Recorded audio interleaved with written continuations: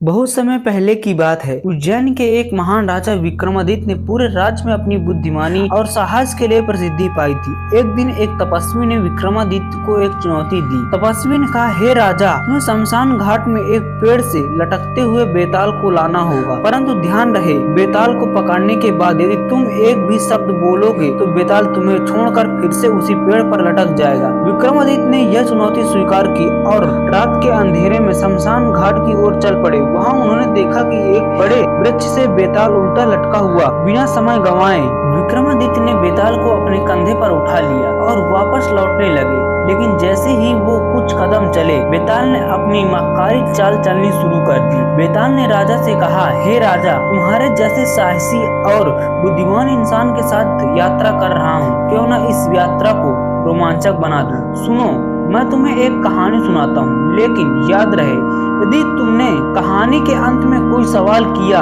तो मैं वापस इस पेड़ पर लौट जाऊंगा। राजा विक्रमादित्य ने बिना कुछ कहे उसकी बात मान ली। बेताल ने कहानी शुरू की। किसी राज्य में एक राजा था जिसका नाम धर्मवीर था। धर्मवीर राजा न्यायप्रिय और बुद्धिमान था। एक दिन उसके राज्य में एक सुंदर कन्या का आगमन हुआ। राजा उसकी सुंदरता और गुणों पर मोहित हो गया और उससे विवाह कर लिए। लेकिन राजा को यह पता नहीं था, उसे पता नहीं था कि उसकी नई रानी एक मायावी राक्षसी है जो रात होते ही अपना असली रूप धारण कर लेती है। एक दिन राजा की आंखों के सामने यह सच्चाई आ ही गई। उसने अपनी रानी को राक्षसी के रूप में देख लिया।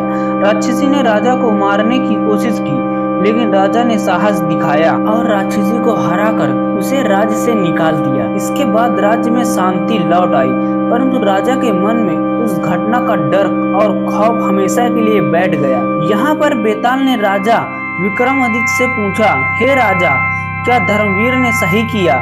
क्या एक राजा को अपनी रानी पर इतनी आसानी से शक कर लेना चाहिए था? अब विक्रमादित्य सोच में पड़ गए। उन्होंने सोच विचार कर बेताल को उत्तर दिया। धर्मवीर ने वही किया जो एक सच्चा राजा करता है। उसके सामने अपने राज्य और प्रजा की सुरक्षा पहली प्राथमिकता थी। ऐसे में यदि उसे अपनी रानी पर शक हुआ तो उसने सही किया, क्योंकि एक राजा का धर्म पहले अपने राज्य की रक्षा करना है। जैसे ही राजा विक्रमादित्य ने उत्तर दिया, बेताल विक्रम के कंधे से उछलकर फिर से उसी पेड़ पर जाकर लटक गया। राजा विक्रमादित्य ने गहरी सांस ली, लेकिन हार नहीं मानी। उन्होंने फिर से बेताल को अपने कंधे पर उठाया और आगे बढ़ चले। इस तरह हर रात विक्रमादित्य बेताल को लाने की कोशिश करते रहे और हर बार बेताल एक नई कहानी सुनाता, राजा को सवाल में उलझाता और विक्रमादित्य के उत्तर देने पर वापस उड़ जाता। यह सिलसिला तब तक चलता रहा जब तक कि राजा विक्रमादित्य ने बेताल की आखिरी कहानी का उत्तर नहीं दिया। अंत में विक्रमादित्य की धैर्य, साहस और बुद्धिमानी की जीत हुई और उन्होंने बेताल को हमेशा के लिए अपने साथ ले लिया।